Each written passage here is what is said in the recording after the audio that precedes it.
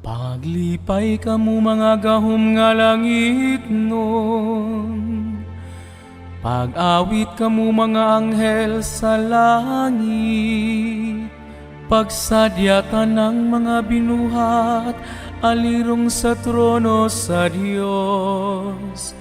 Ipalanog ang mga trompeta sa kaluwasan.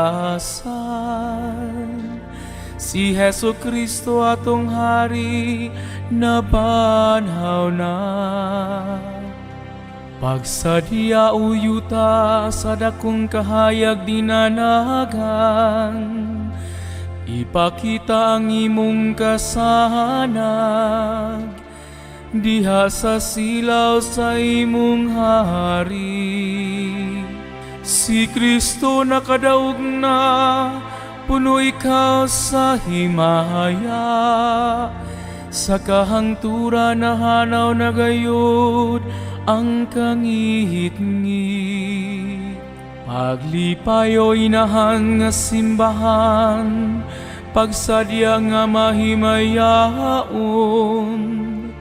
nagdanag kanimo ang manunubos nga nabanhaw. Ug sa awit sa tibok katawhan sa Dios, nga nagkapundok dinhi kining dapita palanuga, ang Ginoo manaa ninyo. Ibayaw ang inyong mga kasing-kasing, magpasalamat kita sa Ginoo nga atong Dios.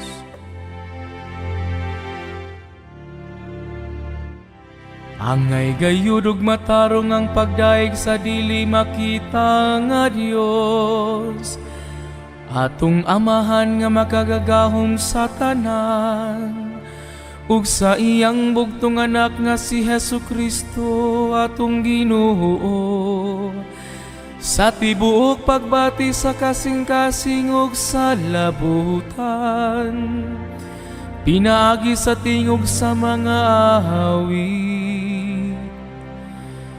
Kay si Kristo ngadto sa tunhay nga amahan, sa utang iyadan mibayad,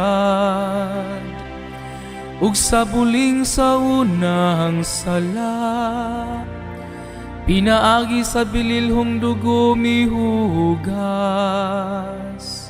Kini mauang piyesta sa Pasko kanus agi ihaw si Kristo, ang matud nga kordero.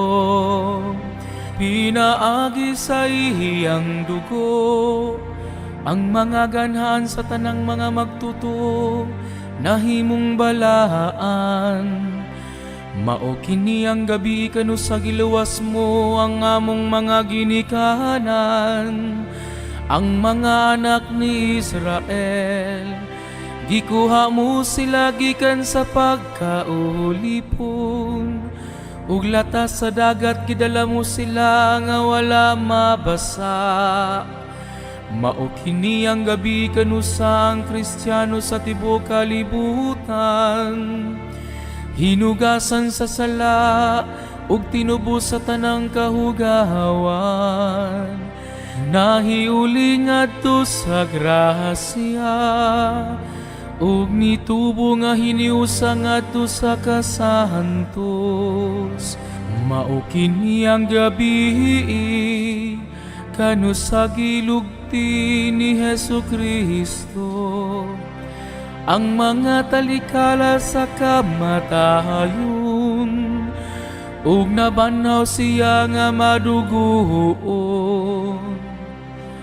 O katingalahan, panumbaling sa imong kaluya lang kanamo, o dili masukod nga pagpangga sa imong gugma, ang matubos mo nga ulipon, gitugyan mo ang imong bugtong anak.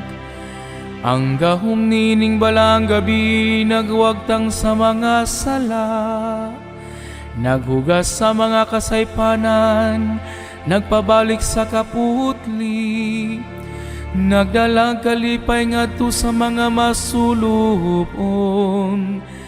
nagkuha sa dumot, nagdala kanamo sa kadait, ug nagpaubos sa among garbo. Tinuod nga bulahang gabi kanusang yuta gitiunay sa langit, ug ang tao giuli ngadto sa Dios. Busa langit nung amahan taliwala sa kasaryan ining gabi una. Dawat ang among sakripisyo sa kagabion, ang among sakripisyo sa pagdaig. Dawat kining siryo sa Pasko, aron mahanaw ang kangit-ngit nining kagabion. Nga ang kabugason nga dili gayud masalop, makakaplagunta sa iyang siga. Nga kanunay gayud magdilaab si Kristo, mao kanang kabugason.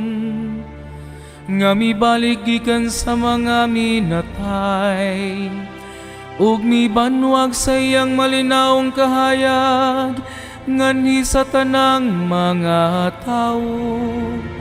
Siya ang imong anak, nga buhi ug hari hangtod sa kahangturan.